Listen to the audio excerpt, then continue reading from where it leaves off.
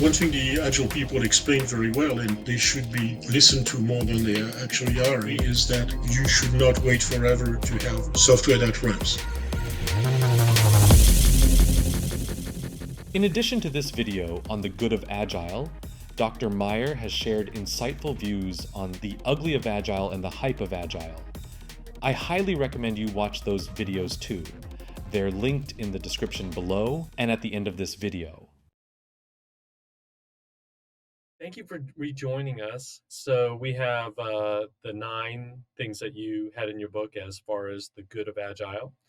And the first thing that you pointed out was short iterations. I mean, this is one of the places where Agile has really influenced the way we build software. It used to be very common that you here are in charge of module A, here's, or not module, but subsystem A, subsystem B, subsystem C.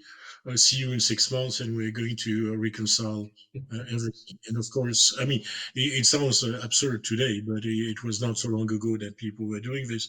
In my own development at Eiffel Software, we use 1 month sprint, which works for us. The closed window rule.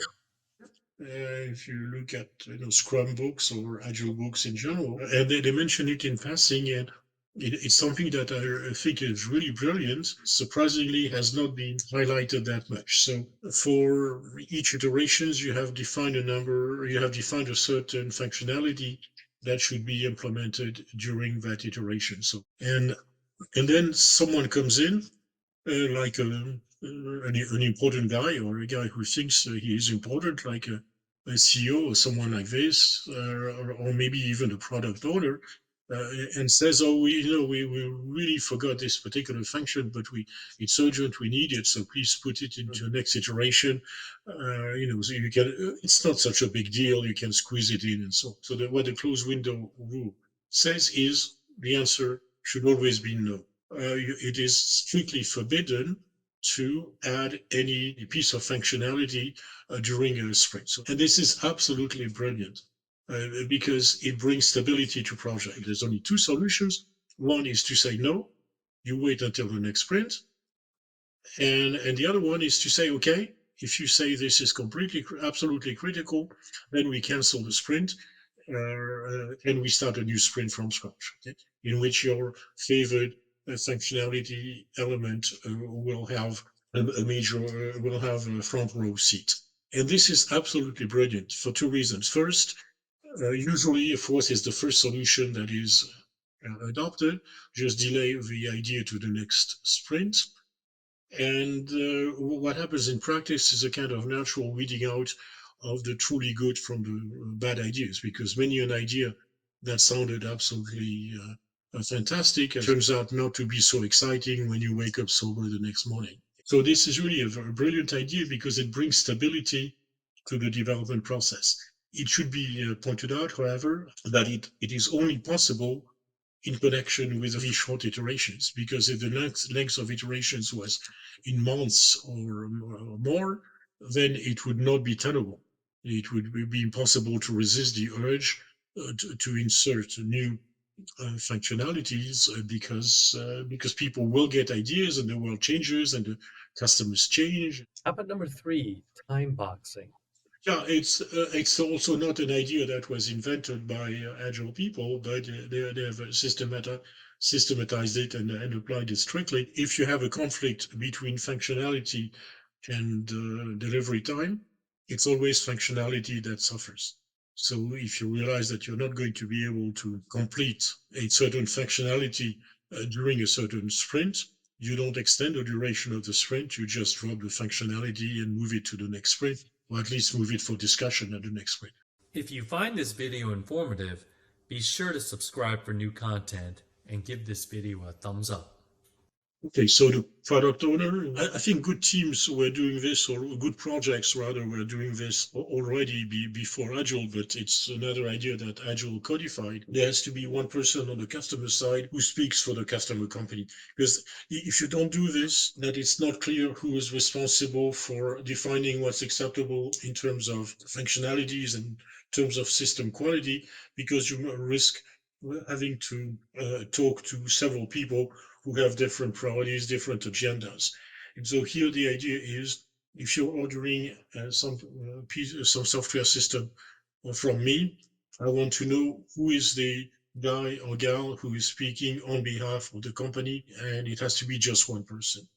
It also means that we distinguish between two functions that were sometimes mixed up in the pre-Agile world. There's the project manager or whatever the equivalent is.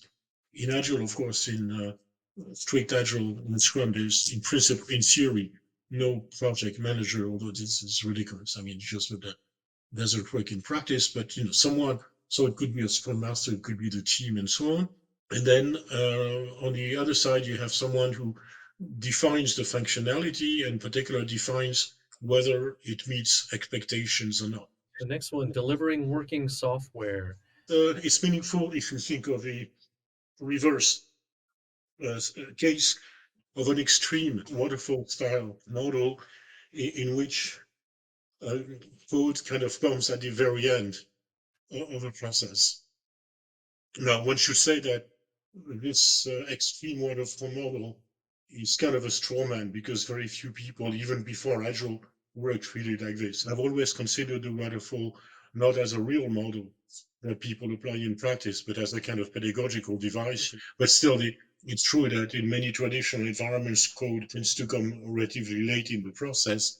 And what happens is that there are lots of issues that only here when you actually produce code. So this idea that you should at all times keep some working software, even if it does a very, very small subset of what it's supposed to do, even if it covers a very small part of the intended functionality, that actually keeps you honest. It forces you to make sure that what you have is real.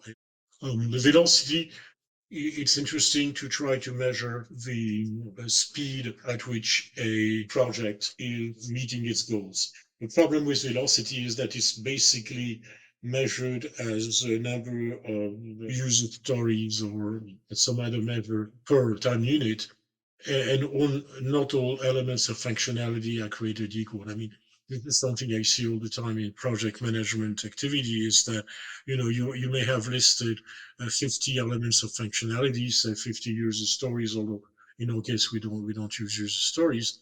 And then you don't necessarily know ahead of time which ones are going to be trivial and which ones are going to be really tough nuts to crack. And that's not because we're stupid or incompetent. It's that, at least in my experience, much of the difficulty of programming relies on is determined by a reliance on someone else's software. So I would say, I mean, it's a good idea in principle, but I'm not sure I would put so much emphasis on it today. How about number 7, linking a test to each function feature? Yeah, it's also something that has profoundly affected the industry. At least, I mean, anyone who I know who develops software decently, which actually is not that many people. Sure, you don't ever even dream of, or in your worst nightmares, of developing a piece of functionality and releasing it without also releasing a test that checks for it and that goes into the regression test suite. Okay.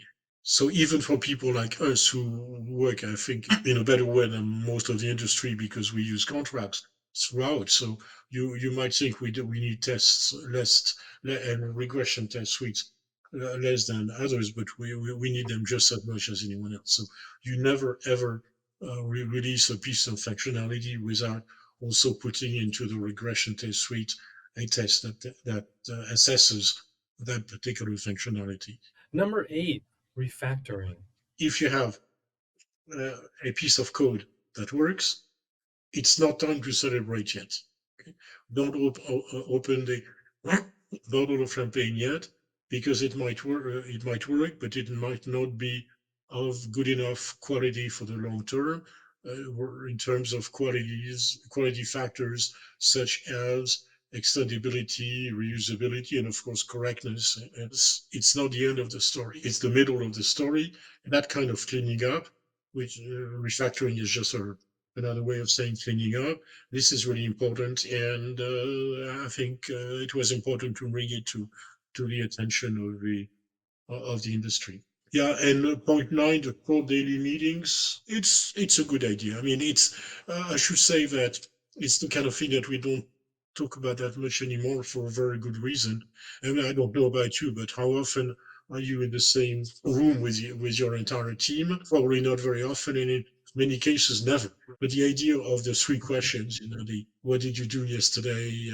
What are you going to do today?